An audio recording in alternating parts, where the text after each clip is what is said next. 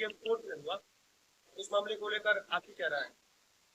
देखिए, आप लोगों के ही माध्यम से हम लोगों को पता मिलते रहता है।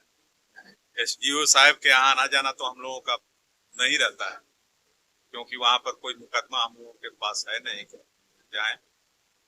लेकिन मीडिया के माध्यम से पता चला, उनका कुछ वीडियो वायरल हुआ उनके अशोभनीय हरकत को लेकर, जिसमें वो गाली गलौज करते हुए दिखे, मारपीट करते हुए देखे, जो एक एसडीओ पद के गरिमा को कलंकित करता है। एसडीओ एक जिम्मेवारी वाली पद है और वो अनुमंडल का हेड होता है, उसकी एक गरिमा है और उसको बनाए रखना जो उस पद पे बैठा है उसकी सारी जिम्मेवारी है। और वो उस पद के गरिमा को तार तार कर रहे हैं। जहां तक अधिवक्ताओं की बात है, अधिवक्ताओं के साथ भी उनका दुर्व्यवहार जब से आए हैं उसके बाद से कुछ ना कुछ होते रहा, लेकिन उसी में कुछ इधर उधर करते बात चलती जा रही थी। कोई अवरोध उस तरह का नहीं, छोटी मोटी बातें हुई, सॉल्व हो गई। लेकिन ये मामला कानून के उल्लंघन का था, जिसका आपको कोई पावर नहीं है। ये हमारा देश संविधान और कानून के तहत चलेगा और उस कानून को आप नहीं मानेंगे और एक जिम्मेवारी के पद पे आप बैठे हुए हैं। आपसे हम लोग ऐसी उम्मीद नहीं कर रहे थे, लेकिन कानून को तार तार करने का इन्होंने काम किया और अपना ईगो, अपना जिद साबित करने में कानून की धज्जियां ये उड़ा रहे हैं। जब आपने ये कहा कि जो धारा 107 के तहत तो जेल नहीं भेजा चाहिए ना सर, देखिए उसमें है 107 दंड प्रक्रिया संहिता पहले थी, नया कानून जब से आया 2023 में वो 126 बीएनएसएस कहलाता है, बीएनएसएस।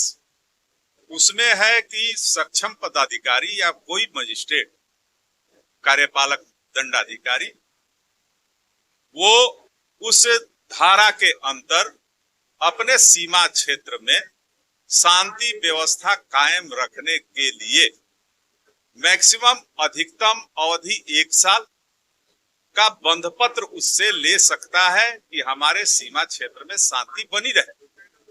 ये कार्रवाई करने का प्रावधान, कानून का अधिकार उनको दिया गया, लेकिन ये अधिकार नहीं है कि उसको आप जेल में डाल दीजिए।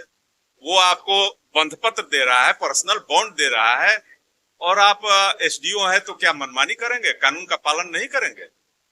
कानून के अंदर वो आप भी आते हैं और आपको चाहिए था कानून का पालन करना, लेकिन अपने जिद में, अपने ईगो में या जो हो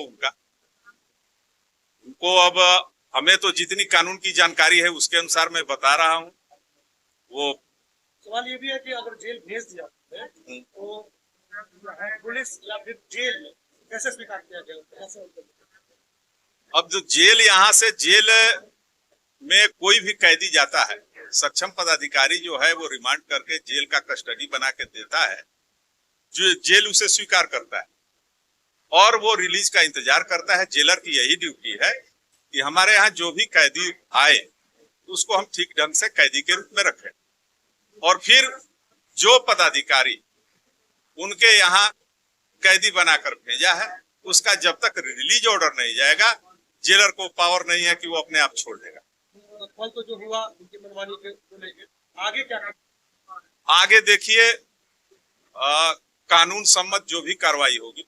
कल से हम लोग इनके कोर्ट का बहिष्कार कर चुके हैं कि इनका जो दुर्व्यवहार है, वकीलों के प्रति इनकी जो मंशा है और जो बेइज्जती वकीलों के ये कर रहे हैं, कानून सम्मत कार्रवाई नहीं कर रहे हैं, तो उससे हम लोग बहुत क्षुब्ध हैं और क्षुब्ध होकर के बहुत दुख के साथ उनके कोर्ट का बहिष्कार करना पड़ रहा है। न्यायिक पदाधिकारी को इस बहिष्कार की सूचना आज हो सकता है तो मैं दूं। मेरा जो प्रस्ताव था उसकी कॉपी मैं प्यून को दिया, वो उनको रिसीव कराने के लिए गया हुआ है माननीय समाहर्ता महोदय को भी उसकी कॉपी दी जा रही है। इसके आगे बड़ी पदाधिकारीगण को भी इसकी सूचना दी जाएगी कि इस हालत में हम लोग इनके कोर्ट का बहिष्कार कर रहे हैं। और अधिवक्ता को मान सम्मान जहां नहीं मिलेगा, सर हम लोगों को मान सम्मान चाहिए हर हाल में, उससे हम लोग समझौता नहीं।